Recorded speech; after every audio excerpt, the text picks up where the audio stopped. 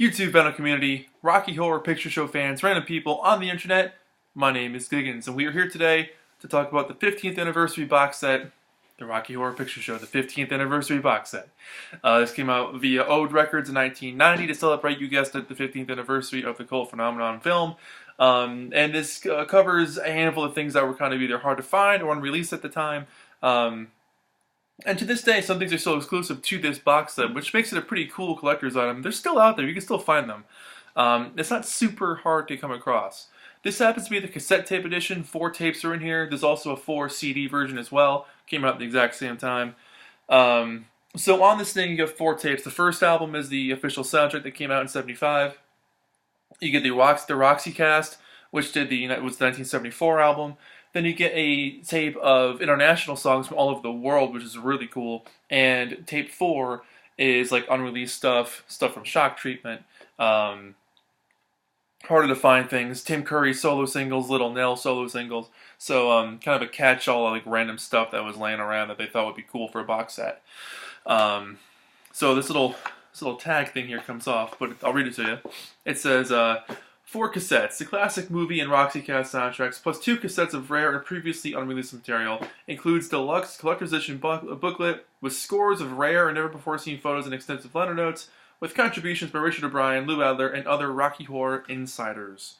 So, that's what that little piece looks like here. The box itself has like kind of a raised fishnet material on here, which is pretty cool. The back just has the song listings for the tapes. Yeah, so I'll kind of go over this thing. I'm not going to do like track by track on everything, because I did do the actual album already. So I'll kind of just talk about the box set itself and maybe some, tracks here and there that I thought were pretty cool. So, this is the booklet that it comes with. Very nice. It's a big booklet. More lace in the back there. Loaded with pictures. Very, very cool pictures on here. I'll try to open this up. This is kind of cool. It opens with this thing called Shock Horror, which is kind of like a newspaper article about like right after the end of the movie. So if you haven't seen it, I won't spoil it. But basically, this is kind of like an interview of what happened right after the end of the movie. But you get some great shots in here. So here's a Richard O'Brien as Riff Raff. He wrote a letter as Riff Raff, kind of explaining what was going on and how the movie got made. And some great pictures of the original cast on stage. So there's Tim Curry with a blonde wig. Or may have been his hair, they dyed it blonde. But apparently the original Frankenfurter had blonde hair, which is kind of cool.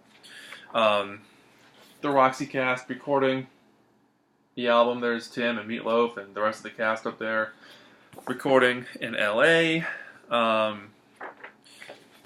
Great shot of Patricia Quinn and Richard O'Brien there.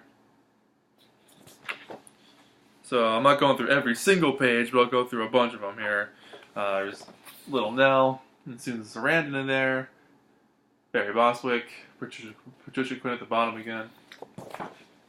And basically what this booklet is, it tells the story of how the movie got made, the ups and downs, the cult phenomenon that started to happen in the late 70s because of everyone starting to watch this thing.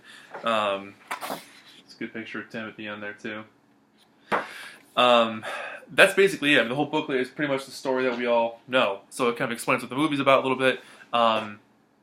And then goes into detail about how it became a midnight movie and, people yelling at the screen and throwing stuff and throwing toast and, the whole 9 yards as it became what it is now. So, very cool booklet. The tapes in here they were all open. I don't know if they were originally sealed or not. I got this thing new, so I'm guessing they just were like this in the box. But the original album, I did the review for this already, I think a year ago, maybe a couple years ago. But that's the original tape there. Actually, this is the 1990 tape, so it's got those 1989 remixes of Time Warp on it, which was one of the first albums I ever bought, was that tape. This is the Roxy cast cassette, and this one's really great. So Tim Curry and Meatloaf are on this one, but the rest of the cast isn't on this because they were all in England still. But this was brought over in 1974 because Lou Adler had seen it in England and thought, I want to make something out of this. So he brought them over and they did this thing at the Roxy for like almost 2 years. And this version sounds so good. I mean, it's a really loose rock and roll, a little messy, but really, really fun. And a lot of the Wrecking Crew plays on this thing, if not all of this thing is the Wrecking Crew. Very cool. But the voices are a little bit different, obviously, because it's different characters. But Tim doing Frankenfurter and Meatloaf on there as both Dr. Scott and Eddie, which is pretty cool. They do a fantastic job, and it's cool hearing. At first, I wanted to say it's cool hearing early versions of the songs, but they're not early versions. Like, this is how it was. Like, this is how the music sounded on stage for several years before it became a 20th Century Fox movie and got kind of movie-ified. And I love those versions. I mean, that's obviously what I grew up watching was the movie. So, but hearing this version is really, really cool to get an idea of what it would have been like back in the day had you been able to go see the actual stage production.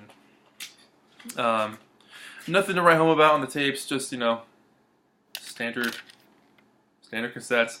The J card just says the name of the songs in there, so there's nothing to show for that, but, the back cover. Some of the original names for the songs, like, Whatever Happened to Saturday Night, Charles Atlas song, so that's kind of cool to see those. And it does have Once in a While on here, which is kind of an obscure one. Rocky Horror International, this is where it starts to get really cool. I love this cover. Look at that cover. That's so cool. Again, nothing on the inside of the J card, just the name of the songs. But this is really fun because you got a lot of stuff from Mexico, New Zealand, Norwegian cast members doing this. The original London cast is on here. Who else is on here? There was another one that was pretty darn cool too. Oh, the audience participation for Eddie's Teddy was pretty funny, people yelling at it. But it's great hearing the different cast members do it from all around the world, and it's also cool to hear the original London cast on this as well. So you get, Richard O'Brien and Patricia Quinn and Tim Curry doing the original tracks. So that's really nice to hear that, because that kind of makes it real. It takes it back to where it first began. But yeah, very cool tape. Really enjoy that one a lot. And then this one, I feel like it's the most interesting in the lot. Songs from the Vault. Rocky Horror. Rarities. There's the side. So this one was quite interesting. So this one has commercials for Rocky Horror, where it's basically like, movie clips and bits of songs, bits of dialogue to kind of introduce the movie as a commercial and make you go see it. And then it's got stuff like Tim Curry doing Baby Love, the Supreme song. That's really, really good. Tim's voice is seriously smooth on this, and it really harkens back to the feel and, the sort of the spirit of the original one. Obviously, it's not going to sound like the Supremes, but it does a fantastic job. I love the production on it. It's a little syrupy, but it's a really good song. It's breezy, it's chill, it's bordering on yacht rock, it's a little romantic. I really enjoy Tim Curry doing Baby Love. Great song. The three songs on here by Little Nell, See You Around Like a Record, Beauty Queen, and Do the Swim, all kind of have the same vibe. They're all sort of, well, except for Fever. The song Fever has a bit of a disco feel to it, but the rest of them all sound like they came from the late 50s, early 60s, which is really cool because it matches her voice so well. She's got that kind of, teeny bopper, girl group voice from that era. And it just matches her voice perfectly. I think it's fantastic. So her songs are really fun on here too. And the rest of Tim Curry's stuff on here is also interesting. It's apparently songs that were, made for an unreleased album that never happened. Because he did have a solo career, putting out his own music. And he's got some good stuff. He did a song on here called Just 14, which is a really creepy, creepy title. But this song's kind of like an observation about watching like a girl celebrity kind of like make it in the world. So it's not as creepy as it sounds like. And then you got Richard O'Brien doing the Shock Treatment theme song just on his own with Little Nell doing background vocals. So this is the version that played at the end of Shock Treatment during the credits. So very, very cool to have that on here. That was a rare 7-inch single version, which as far as I know, this is the only place you can find that. It might be on the CD. I can't remember. I don't have the CD. What else was on here that was cool?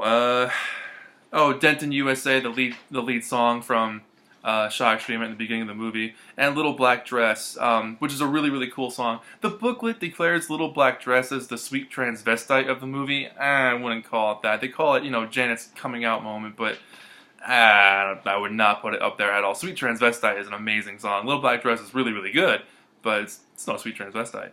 And that kind of covers it. I mean, that's basically the whole thing. One